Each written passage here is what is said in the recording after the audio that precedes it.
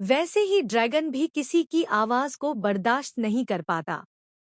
यह नाद सच है, एक ऐसा नाद जो किसी भी झूठ, छल और कपट को बेनकाब कर देता है।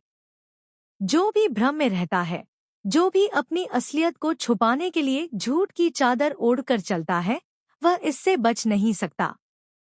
जैसे नागद और नागिन की बीन की आवाज हमारे अंदर छुपे सच को बाहर लाती है, वैसे ही यह नाद ड्रैगन की शक्ति में भी है। लेकिन यह सिर्फ इतना आसान नहीं है।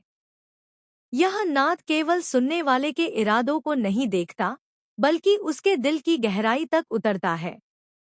जो भी छलकपट में फंसा होता है, उसका चेहरा असली रूप में उजागर हो जाता है।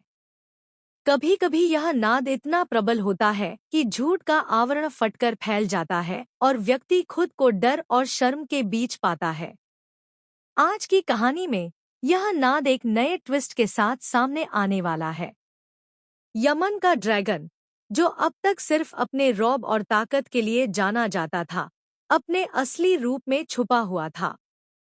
कोई नहीं जानता था कि यह ड्रैगन केवल शक्तिशाली ही नहीं, बल्कि सत्य को पहचानने वाला भी है।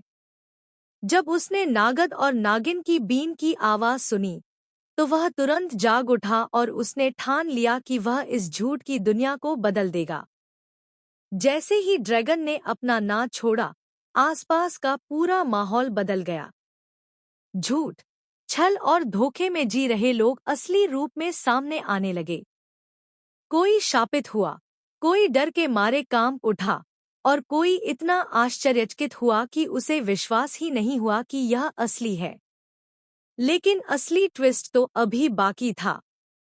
यमन का ड्रैगन सिर्फ झूठ और छल को बेनकाब ही नहीं कर रहा था, बल्कि उसने यह भी महसूस किया कि कुछ लोग जानबूझकर इस झूठ को फैलाते हैं।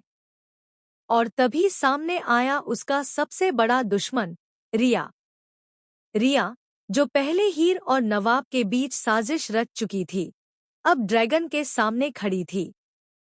उसने छिपकर ड्रैगन के शक्तियों के खिलाफ योजना बनाई थी। ड्रैगन ने उसकी चाल महसूस की, और अचानक नाद की गूंज इतनी तेज हो गई कि रिया की सारी योजनाएं हवा में उड़ गईं।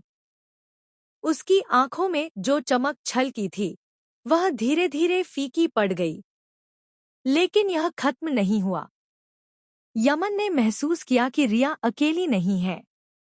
उसके पीछे एक गुप्त सेना थी, जो ड्रैगन की सत्ता को चुनौती देना चाहती थी। जैसे ही ड्रैगन ने अपना नाद और तेज किया, इस सेना के कई सदस्य असली रूप में बदल गए। कुछ वो लोग थे जो पहल